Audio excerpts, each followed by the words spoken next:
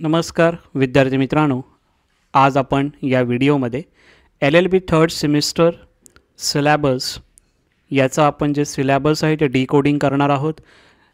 Syllabus decoding करत असताना आपण त्या बुक्सचे ऑथर पण तुम्हाला सांगणार आहे. मराठीमध्ये कोणते ऑथर तुम्हाला यूज करायचे आहेत, इंग्लिशमध्ये कोणते ऑथर यूज करायचे आहेत, ते सिलॅबस प्लस तुम्हाला बुक्सचं नाव आणि मराठीचे या इंग्लिशचे जे काही ऑथर आहेत, कोणते बुक्स तुम्हाला वापरायचे आहेत, त्याचे सर्व इन डिटेल्स या व्हिडिओमध्ये आपण इन्फॉर्मेशन घेणार आहोत. कोणकोणते सब्जेक्ट आहेत, जसे की ॲडमिनिस्ट्रेटिव्ह लॉ आहे, ट्रान्सफर ऑफ प्रॉपर्टी आहे, फॅमिली लॉ 2 आहे, कंपनी लॉ आहे आणि प्रॅक्टिकल ट्रेनिंग थर्ड. हे जे टॉपिक आहेत त्याच्यामध्ये सब टॉपिक्स कोणकोणते आहेत सिलॅबसमध्ये, ते थोडी इन्फॉर्मेशन आपण या व्हिडिओमध्ये घेणार आहोत. आणि जे तुम्हाला मी सांगणार आहे त्याची जी PDF असेल ती टेलिग्राम चॅनलला तुम्हाला देण्यात येईल. टेलिग्रामची जी लिंक आहे ती तुम्हाला डिस्क्रिप्शन बॉक्समध्ये भेटून जाईल आणि इंस्टाग्राममध्ये सुद्धा फॉलो करा, जेणेकरून तिकडे पण 1 to 1 जे काय तुमचे डिस्कस करायचं असेल तिकडे मी तुमचे डाऊट सॉल्व करेन. ठीक आहे, ओके. नंतरला आपल्याला हे बघायचं आहे की जे काही स्टुडंट आहेत, congratulation to all my dear student who clear the FY LLB exam. ज्या विद्यार्थ्यांनी FY क्लिअर केलेला आहे आणि आता ते विद्यार्थी SYमध्ये गेलेले आहेत, त्यांना पहिलं कॉंग्रॅच्युलेशन, बिकॉज एक फर्स्ट इयर तुम्ही क्लिअर केलेला आहात आणि सेकंड इयरमध्ये तुम्ही गेलेले आहात. ज्या विद्यार्थ्यांचं क्लिअर झालं नसेल त्या विद्यार्थ्यांनी टेन्शन घेऊ नका, बिकॉज जे काही नॉलेज आपण देणार आहोत किंवा KTचे पण काही एक्झामिनेशन असतील, त्याचेही काही इम्पॉर्टंट नोट्स असतील, इम्पॉर्टंट जे काही टॉपिक्स असतील ते तुम्हाला मी या चॅनल थ्रू देणार आहेत. सो डोंट वरी, जे काही क्लिअर झालेले नसतील त्या विद्यार्थ्यांनासुद्धा जो कंटेंट पाहिजे तो कंटेंट मी इथून देण्याचा नक्की प्रयत्न करणार आहे. आणि ज्या विद्यार्थ्यांचं क्लिअर झालं असेल तर चांगली गोष्ट आहे. SYमध्ये जे काही तुम्हाला लागणार आहेत ॲडमिनिस्ट्रेटिव्ह लॉसाठी, कंपनी लॉसाठी जे काही नोट्स तुम्हाला लागणार आहेत त्या नोट्स मी या लेक्चर थ्रू, या सिरीज थ्रू तुम्हाला मी देतच असतो. ठीक आहे.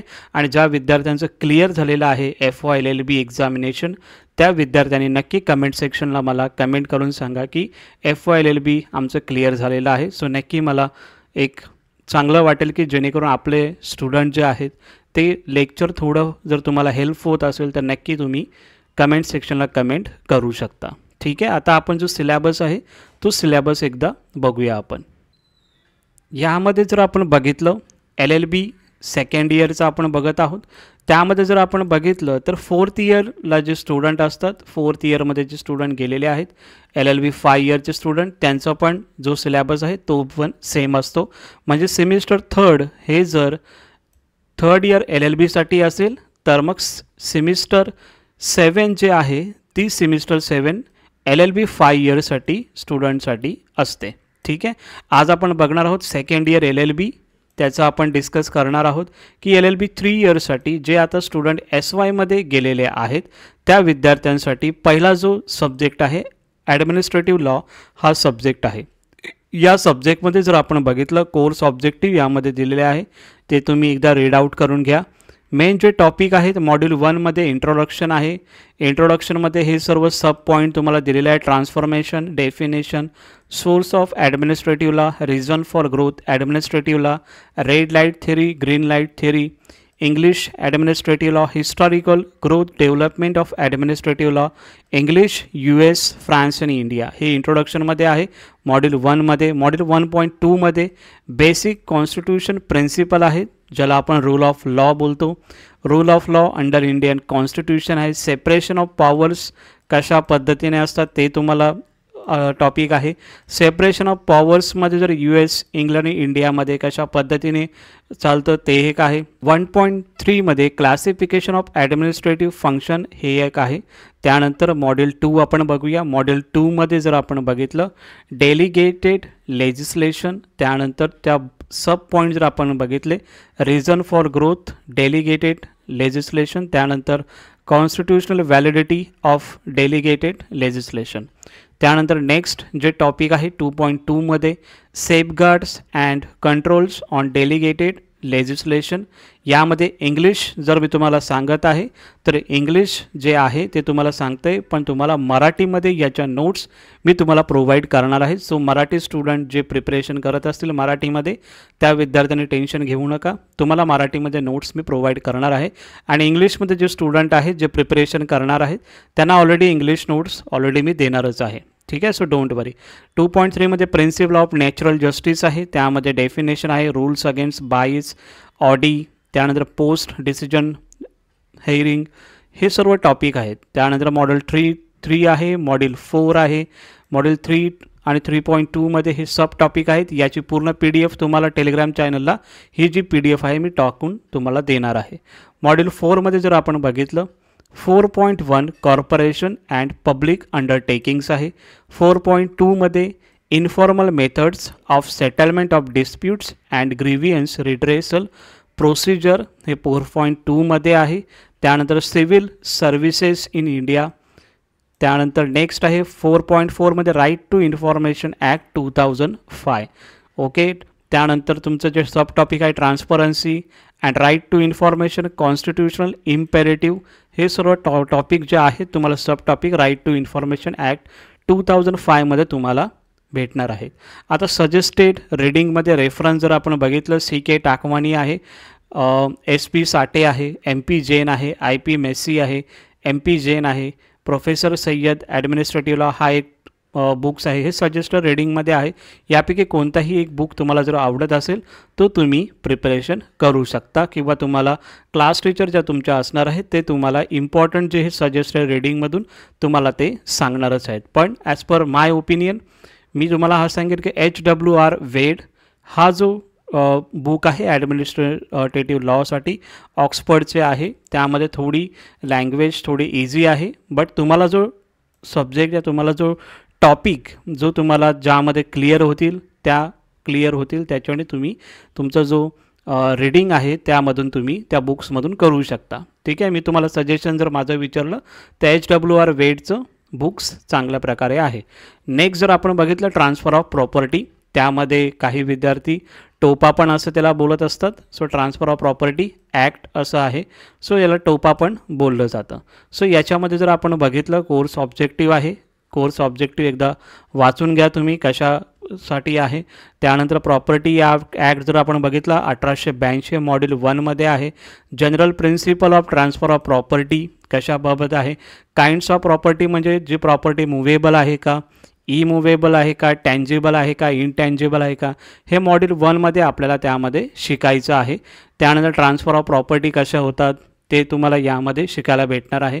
मॉडेल 2 मध्ये जर बघितलं कोणकोणत्या प्रॉपर्टी आपण सेल आउट करू शकतो कशा पद्धतीने, म्हणजे जर आपण बघितलं फंडामेंटल किंवा जर आपण बघितलं सेल आहे, सेल प्रॉपर्टी आपण करू शकतो, मॉर्गेज आपण करू शकतो. त्यानंतर स्पेसिफिक जे ट्रान्सफर ऑफ प्रॉपर्टी आहे, लीजवर काही प्रॉपर्टी घेतल्या जातात. त्यानंतर जर आपण बघितलं एक्सचेंज ऑफ मध्ये आपण प्रॉपर्टी घेतो, गिफ्टमध्ये आपण काही प्रॉपर्टी देत असतो, ॲक्शनेबल क्लेम्समध्ये पण आपण काही प्रॉपर्टी देत असतो. सो याचे जे सेक्शन पण दिलेले आहेत हे पण सेक्शन इम्पॉर्टंट आहेत. हे सेक्शनसुद्धा तुम्हाला लक्षात ठेवणं it is very important. Model 4 मध्ये जे सब टॉपिक तुम्हाला दिलेले आहेत रजिस्ट्रेशन ॲक्टनुसार ते तुम्हाला करायचं आहे. महाराष्ट्र स्टॅम्प ॲक्ट 1958 हा एक तुम्हाला सब टॉपिक त्याच्यामध्ये आहे. नंतरला याचं रिकमेंडेड सोर्स जर मी बघितलं तुम्हाला तर माझ्या मते अवतार सिंग आणि हरप्रीत कौर हे जे ट्रान्सफर ऑफ प्रॉपर्टीसाठी आहे तो बुक्स चांगला आहे. सो ह्या तुम्ही प्रिपेअर करू शकता रिकमेंडेड सोर्समधून. यामध्ये तुम्हाला जे पर्टिक्युलर तुमच्या सब्जेक्टसाठी जे टीचर असणार आहेत, प्रोफेसर असणार आहेत, त्यामधून तुम्ही त्यांना विचारू शकता आणि ते जे सांगतील ते तुम्ही परचेस करू शकता बुक. ठीक आहे, ॲज पर माय नॉलेज हे तुम्हाला मी सांगत आहे. सो हे तुम्ही करू शकता, किंवा काही जे ऑथर आहेत त्यांचं तुम्ही रीड आउट करू शकता. जी लँग्वेज तुम्हाला इझी वाटेल तो बुक्स तुम्ही परचेस करू शकता इंग्लिशमध्ये. मराठीसाठी पोरांसाठी जे काय आहे त्याचे मी तुम्हाला ऑथर पण सांगणार आहे आणि त्याचे पिक पण दाखवणार आहे पिक्चर, जेणेकरून तुम्ही डायरेक्टली ते तिकडून परचेस करू शकता मराठी स्टुडंटसाठी. ठीक आहे, इंग्लिशसाठी ऑलरेडी मी तुम्हाला सांगत आहे यामध्ये. नंतर फॅमिली लॉ 2 आहे आपल्याला टॉपिक. फॅमिली लॉ 2साठी जे काही ऑब्जेक्टिव्ह आहे कोर्सचे ते तुम्ही बघा. मॉड्यूल 1मध्ये evaluation of the institution marriage and family हा तुमचा मॉड्यूल 1 असणार आहे. मॉड्यूल 2मध्ये जर आपण बघितलं तर मितक्षरा जॉईंट फॅमिली मॉड्यूल 2मध्ये आहे. असे सब टॉपिक तुम्हाला यामध्ये दिलेले आहेत. याची PDF तुम्हाला टेलिग्राम चॅनलला भेटून जाईल. मॉड्यूल 3 आहे, मॉड्यूल 4 आहे, त्यानंतर युनिफॉर्म सिव्हिल कोड आहे 4.5मध्ये आणि रिकमेंडेड जर तुम्ही मला विचारलं तर हिंदू लॉ GCV सुबाराव आहे किंवा रेगाराव म्हणून एक बुक येतो हिंदू लॉसाठी. रेगाराव पण चांगला बुक आहे. ठीक आहे.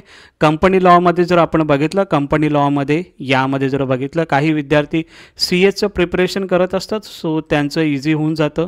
सो त्यामधून पण ते काही सब्जेक्ट त्यामधून क्लिअर करू शकतात. आता मॉड्यूल 1मध्ये हे सब्जेक्ट तुम्हाला दिलेले आहेत ते तुम्हाला करायचं आहे. Basic principle of company, incorporation company matters incidental thereto, त्यानंतर प्रॉस्पेक्टस आहे, अलॉटमेंट, त्यानंतर share capital debentures. After that module 2 आहे एक्सेप्टन्स ऑफ डिपॉझिट. सो हे तुम्हाला मी जे देत आहे ते तुम्हाला PDF टेलिग्राम चॅनलला भेटून जाईल. मॉड्यूल 3 आहे कंपनी लॉमध्ये आणि मॉड्यूल 4मध्ये जर बघितलं corporate social responsibility secretarial audit हे टॉपिक यामध्ये कवर तुमचे कंपनी लॉमध्ये होणार आहेत.